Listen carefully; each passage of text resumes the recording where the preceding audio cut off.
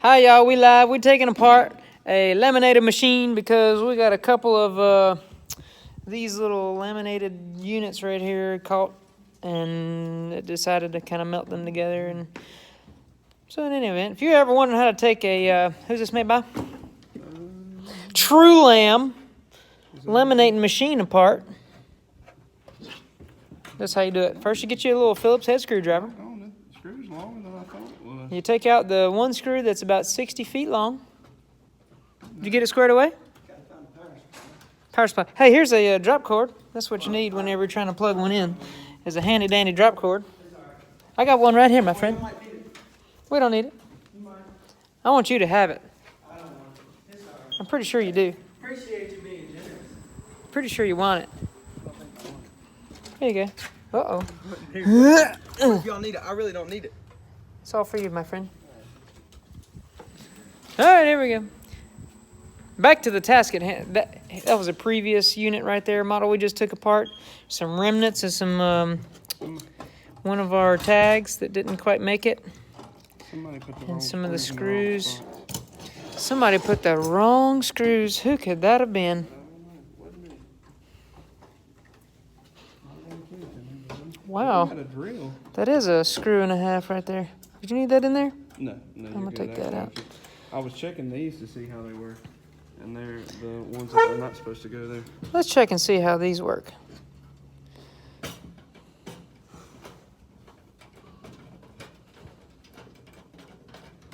What's up? We're still working on that. That's what we're recording right now. We're trying to, this is a how-to video. If you're ever wondering on how to get your laminating machine apart, you're gonna need to take these screws out right here. The gold ones, pretty much anything you can get your hands on. That one's another mile-long screwbie. And you probably wanna mark which ones come out of which holes, because some of them are longer than others. And I don't believe that's getting tighter. I can't get that one out no more. That's all I got. I need one of these units right here. These are a high dollar screwdriver from the Dollar Tree. That's what you need right there. Wow, that thing is struggling.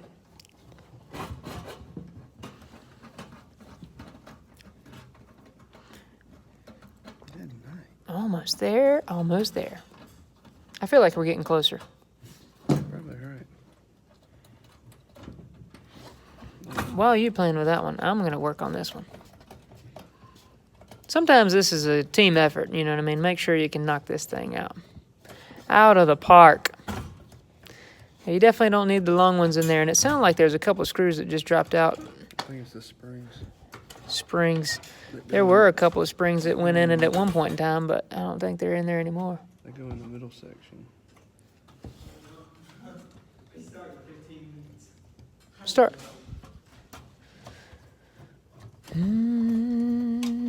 It's okay, not a big deal.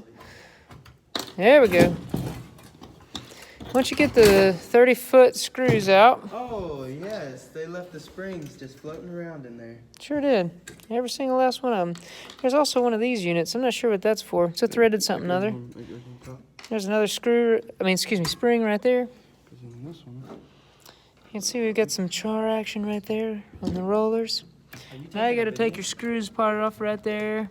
That's where the little, that's where the long ones are supposed to go. That's where the long ones normally go. I tried to tell them jokers that. But they wouldn't listen. I said the short ones go on the outside and the long ones go on the inside. They said, there's only 2 short screws. That's what we heard. There was only 2 short screws. Now this here, you're probably wondering what that is. That's called a heat shield right there. Because what's underneath this one here is a heating element. Now that's what we're trying to get to. You ask why? Well, because there's a lot of plastic adhered to it right now. Normally, what happens is your little rollers, they eat the plastic stuff right there. And this here is to protect this unit from getting way too hot. No, So you can see if we gently remove that. This is your heating element right there. So we'll kind of gently remove that one, and the top heating element looks to be in good shape. Now the bottom one, that's still left to be determined.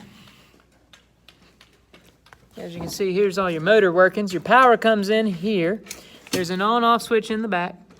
Then you got your little motor unit right there. It rotates the gear system that handles all the rollers and makes sure that your stuff's coming in and going out this way, you know what I mean? And you got a couple of relays and some capacitors and stuff like that with a little control cable. This little white control cable connects to the back of this here screen so you adjust your temperature. And you can also hit the reverse button. In case something gets like jammed, you can also hit the reverse button to back a sucker out, but doesn't necessarily, Always work. doesn't necessarily always work. Or happen. So they did. So we're thinking right here that this one needs to be taken a look at real quick like and in a hurry. Everything. That one looks clean as a whistle. Except for, stand by, they got a little, see now in reassembly, you never want to drop something like that inside your heating element protection tray. The little gold unit right there, yeah, we need to have that back. Thank you so much. That's a good, hey, this is a good thing to hold on to. You're probably wondering, what is that? Well, this here's a threaded piece of flat metal.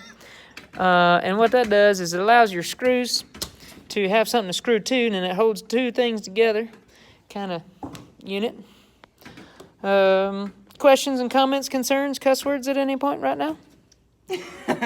No? Looking good? All right. Well, if you have any questions, by all means, drop them down in the comment section below, and we'll be sure to take a look at those whenever we get a chance.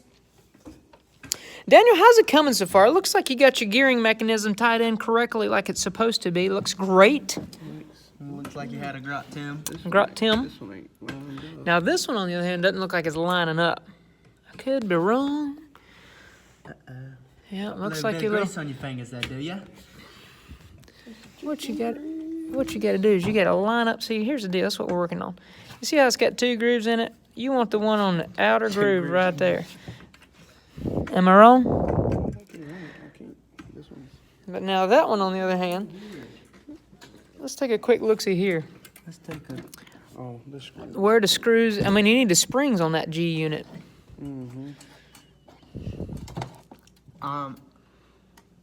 Hey, there's the expiration date right there. 18th of May. I'm pretty sure it was manufacturer date. I mean, I could be wrong. Pretty sure it's the expiration date. So anyway, this here is supposed to have a spring that kind of keeps some pressure on this guy right here. That one out there ain't smoking too much no more. Is it? You still got it plugged in? Yeah. Oh, that's not good. And you're in here? Hello? What if it catches on fire? Oh yeah, and then the spring goes in there. Yep. And then that's what the little flat dealio goes on top of. So as you can see, you take the long screw, you run it straight through this little mechanism here. You put spring on top of it, spring.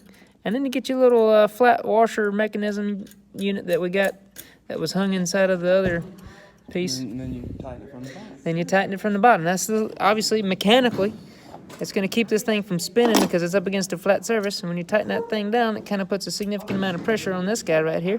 Keep your rollers the way they're supposed to be so that they grab hold of something so that when they're rotating, they can pull something through it. It's kind of nifty. This one here, do pretty much in the same fashion. Another one of these guys right here. Here's the thing, though. What's that? What's the purpose of those gears? That's for an auxiliary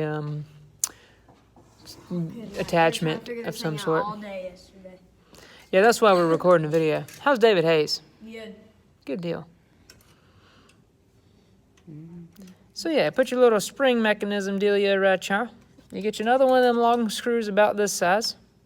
And then you get you a spring to put on top of your flat mechanism. And then you put your little flat washer with a threaded end on it on top of that. And then once you get that one started, we're able to screw the rest of it together from the bottom side. You don't ever want to forget your heat shield. That's kind of an important item right there. Whenever you get all this reassembled, you got to have this thing back in place. If you don't, you're going to be sorry. Trust me about that one. That's there. Now that we've spent a significant amount of time putting this back together, it's looking great. That's all I got to say. Bless you. Hey, let's give that one a test. Give her a run for her money. Here, you plug that in, and I'll plug this in. Sounds like a plan stand.